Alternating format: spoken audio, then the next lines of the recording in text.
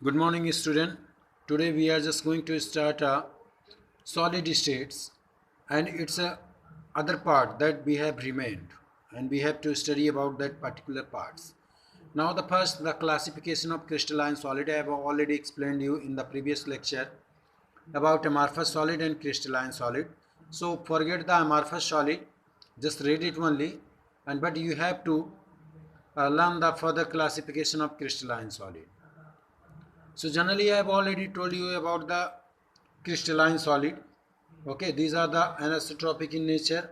Generally, these having the different arrangement of atoms in their molecules or in their composition of atoms. Okay, the particles are the constituent of particles in a different patterns and manners, that is called anisotropic. That is why the crystalline solid are having the solid shapes. Okay, fixed solid shape. Now the crystalline solid is already divided into crystalline solid, guys. Okay, crystalline solid is divided into several parts. The first part it is divided is called molecular solid. मेरे पास comment आया और कई सारे लोगों ने बोला sir board पे पढ़ाइए, तो गाइज आप लोग थोड़ा दिन रुक जाइए. I will arrange for boards. Okay, and camera stand, so I will let you provide the better videos and lectures. So till then cooperate with me. Okay, first is what? Molecular solid.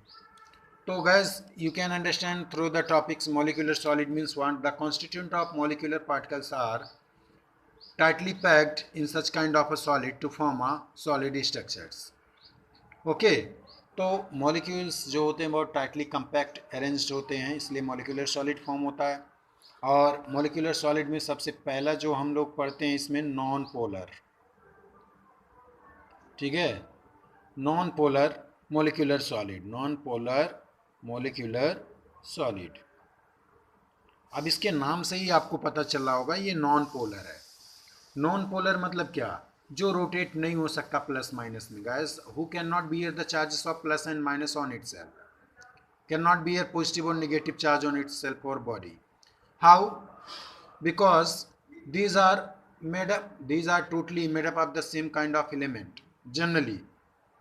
Okay, I am giving you the example. By sharing the number of electrons, all these elements are already participating to form a one simple bond, that is called the weak bond, and the weak bond's name is London force. Okay, the weak bond name is London force. It is also type of covalent bond. Is it? So I'm just giving you the example. Taking the non-polar means what? The atoms are arranged in a compact way, but these do not already bearing a positive or negative charge on their body. How I am telling you? This is a hydrogen atom. Okay, this is a hydrogen. After formation of hydrogen, each we will break this hydrogen having one electron, and again the hydrogen having one electron. Okay, just see here, one electron here, so that is why H2 is already exist. Each and every element is want to exist as in octet state. You know it, either 2, 8 or other in 18. So after sharing one electron of hydrogen, this will form a one single covalent bond. This will form like 1H1. ठीक है, ये ऐसे इनके बीच में covalent bond बन जाता है hydrogen के बीच में. और ये बॉन्ड क्या होता है? लंदन फोर्स होता है, जो बहुत ही वीक होता है. लंदन फोर्स होता है, इजिली ब्रेक हो जाता है क्योंकि वन इलेक्ट्रॉन की शेयरिंग से बना हुआ है.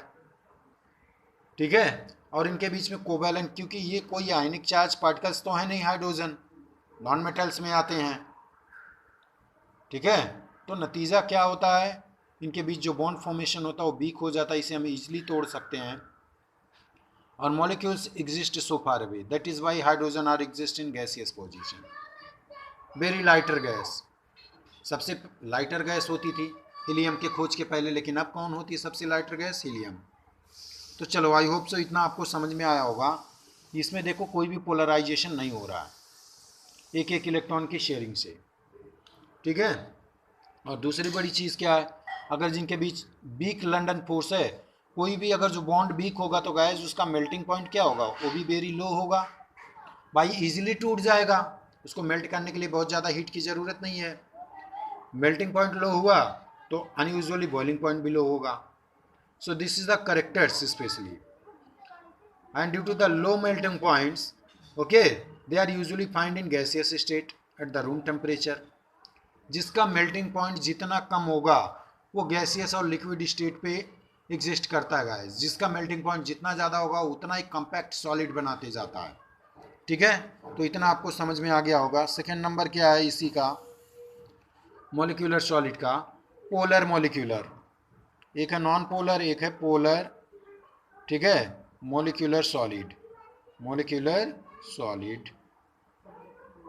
अब बिल्कुल उल्टा है, यहाँ पे देख लो ध्यान से जरा। The polar means what, where the molecules can exist in already bearing plus and minus charges on their body. Good example I am giving you HCl. Take the example of HCl. If you break the HCl, it will break into H plus plus Cl minus. Okay. After sharing the one electron, okay, after sharing, not sharing, after donating one electrons to the chlorine, chlorine will become 18. Okay, and it is already taking the position of octet state. And after already it is also, if hydrogen is donating one electron to chlorine, it is becoming 18, and chlorine is also already sharing one electron to the hydrogen, is it? But generally after donating one electrons it is becoming, तो ऐसा donation के बाद ही बन रहा है, यहाँ पे sharing नहीं हो रही है। और क्या होता है, मॉलिक्यूलर बॉन्ड के अंदर जो होते हैं, आयनिक बॉन्ड जो होते हैं, ठीक है, उनके अंदर शेयरिंग बहुत कम हो पाती है। अगर शेयरिंग होती भी है तो वो दोनों के जब शेयरिंग हो जाएगी तो कोवैलेंट बॉन्ड बन जाएगा। लेकिन यहाँ पे क्या, आयनिक बॉन्ड फॉर्मेशन होना है।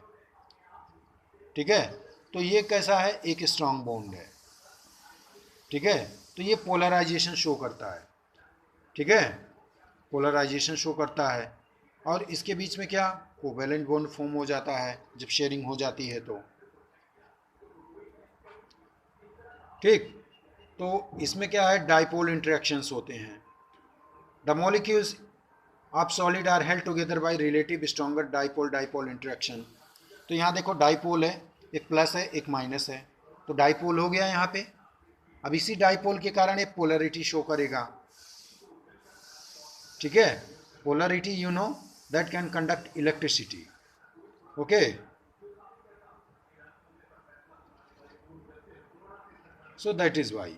लेकिन जनरली होता क्या है, ठीक है, इस सॉलिड में कुछ स्पेशलिटी होती है। एक अदर एग्जांपल है ये SO2 की।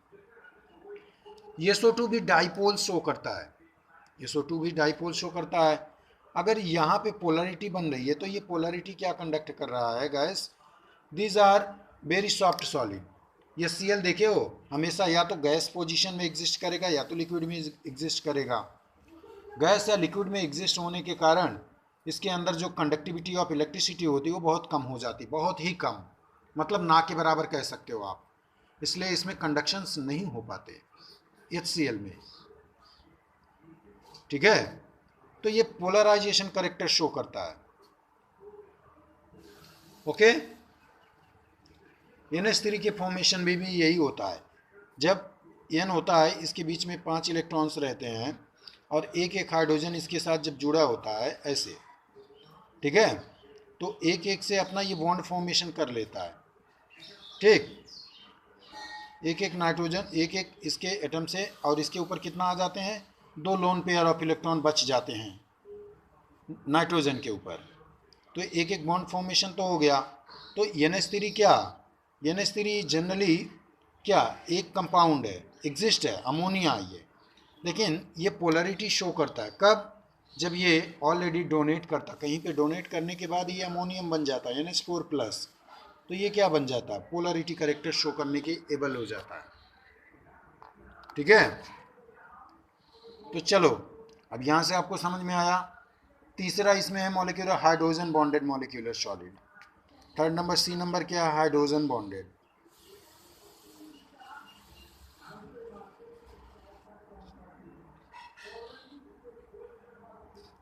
हाइड्रोजन बॉन्डेड में क्या होता है? The molecular of such solid क्या करते हैं? ये कोवेलेंट बॉन्ड के थ्रू से आपस में जुड़े रहते हैं और इनके बीच स्ट्रॉन्ग हाइड्रोजन बॉन्डिंग होती है मॉलिक्यूल्स के फॉर्मेशन में। एग्जाम्पल वाटर है, ठीक है। एग्जाम्पल क्या है? वाटर है। वाटर को ले लो, जब वाटर का फॉर्मेशन होता है तो ये क्या होता है? एकदम स्ट्रेट होता है, HOH, क्योंकि ऑक्सीजन की वैलेंसी क्या है? यहाँ पे दो है, एक तो शेयरिंग करेगा ऑक्सीजन हाइड्रोजन के साथ, एक शो करेगा दूसरे हाइड्रोजन के साथ, ठीक है। तो जो इलेक्ट्रॉन को लेगा वो हाईली इलेक्ट्रोफाइल्स होगा, ठीक है, और जो इलेक्ट्रॉन को देगा हाईली न्यूक्लियोफाइल होगा। यहाँ डाइपोल की कोई बात ही नहीं बनेगी, ठीक। तो बस इनमें भी क्या होता, जो बर्फ होते हैं गाइस वो सॉलिड होते हैं, और बर्फ की कंडक्टिविटी ऑफ इलेक्ट्रिसिटी क्या होती है? जीरो। मतलब ये गुड कंडक्टर नहीं होते इलेक्ट्रिसिटी के, बर्फ, आइस। लेकिन जैसे ये पिघलते मेल्ट होने लगते ये कंडक्टिविटी ऑफ इलेक्ट्रिसिटी करते, क्योंकि इनके आयंस इजीली फ्लो हो जाते हैं वाटर में। तो यही रीज़न है, याद रखना, ठीक है। चलो अब हम लोग नेक्स्ट टॉपिक पढ़ेंगे, दूसरा नंबर। फर्स्ट सॉलिड क्या था? Molecular solid. मॉलिक्यूलर सॉलिड के तीनों एग्जाम्पल थे। अब हमारा दूसरा सॉलिड है, दूसरा सॉलिड का नाम क्या है? आयनिक सॉलिड, ठीक है। दूसरा सॉलिड क्या है? सेकेंड नंबर है आयनिक सॉलिड। अब तक जितने हम लोग पढ़ रहे थे मॉलिक्यूलर सॉलिड के पार्ट थे आयनिक सॉलिड।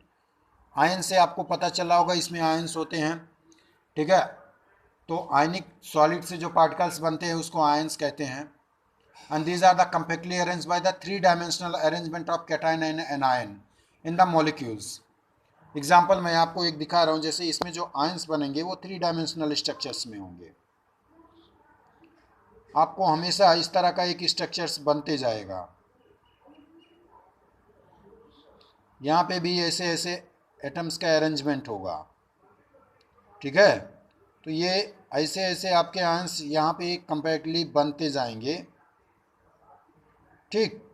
और इस तरह के स्ट्रक्चर्स ऐसे फॉर्म होते जाएंगे, और आप लोग यही सोचेंगे कि इस तरह का स्ट्रक्चर्स जो बनता है 3 डायमेंशनल स्ट्रक्चर से ये ऐसे जुड़ते चला जाएगा, ठीक। न्यू न्यू स्ट्रक्चर्स ऐसे बनते चले जाएंगे।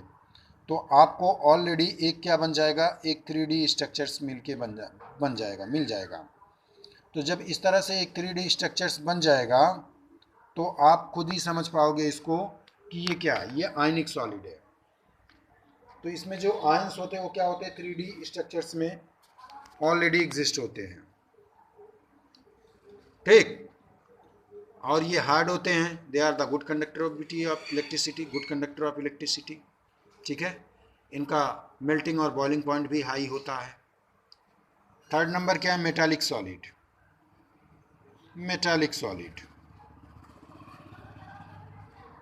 आपको इसी से पता चल जा रहा होगा मेटालिक सॉलिड मतलब क्या? मेटल्स हैं।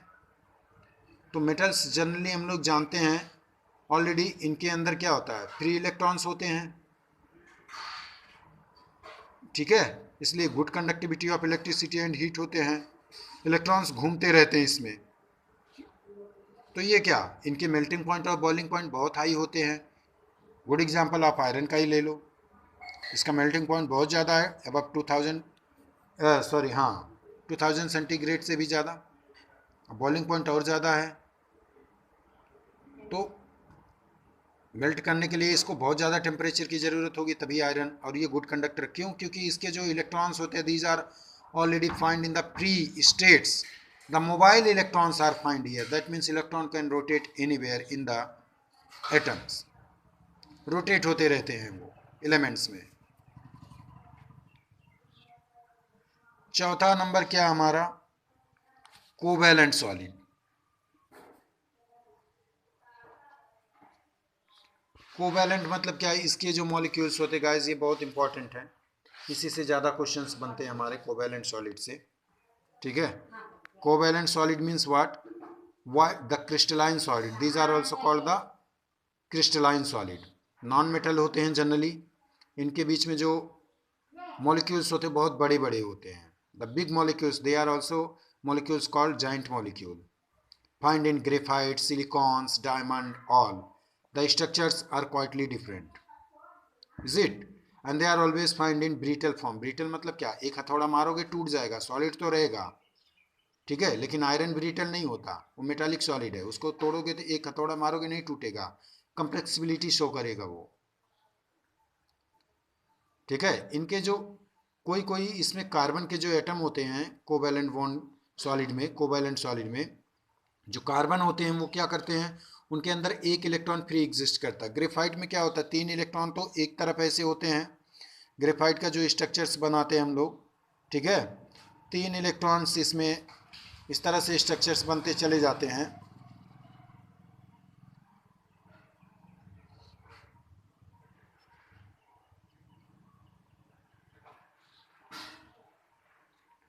ऐसे स्ट्रक्चर्स कंपैक्टली बनते चले जाते ग्रेफाइट के हेक्सागोनल, ठीक है। और इसमें जो 3 इलेक्ट्रॉन्स होते हैं वो रिमेन स्टेट में रहते हैं। एक इलेक्ट्रॉन्स इसमें जो होता है ये मूविंग पोजीशन में होता है, ये इस सर्किट में घूमता है एलिमेंट में। तो नतीजा क्या होता है, ये कंडक्टिविटी ऑफ इलेक्ट्रिसिटी करता है, ठीक है। इनके भी मेल्टिंग पॉइंट्स क्या होते हैं, थोड़ा हायर होते हैं, हायर क्या बहुत ज़्यादा हायर होते हैं, सॉलिड स्टेट में होते हैं। इसमें ज़्यादातर इंसुलेटर होते हैं, लेकिन graphite is the only example that can conduct electricity. क्यों होते हैं अभी हमने बताया, 3 इलेक्ट्रॉन, तो कार्बन की बैलेंस कितनी होती है, 4 इलेक्ट्रॉनों के साथ ही बनेगा, 3 तो फ्री स्टेट में रहे, 3 तो फिक्स स्टेट में रहेंगे और एक रहेगा वो क्या, फ्री स्टेट में। वो जो फ्री स्टेट वाला वो घूमेगा एलिमेंट में और इलेक्ट्रिसिटी कंडक्ट करेगा। और इसका यूजेस आजकल ज़्यादा, कार्बन का यूज़ आप जानते ही हो, ठीक है, कोल तार, डायमंड का ज्वेलरीज में, ग्रेफाइट का पेंसिल लेड में, और कार्बन्स की बहुत सारी यूज़ है लुब्रिकेंट्स में। तो ठीक है, thanks for watching us for today. I will provide you the better video as soon as possible from my side. Till then you can make your notes. Next day I will start the crystalline part of the crystalline lattice and unit cell. ये बहुत important है, अब तक तो आपने इसका introduction ही समझो पड़ा है। Thank you.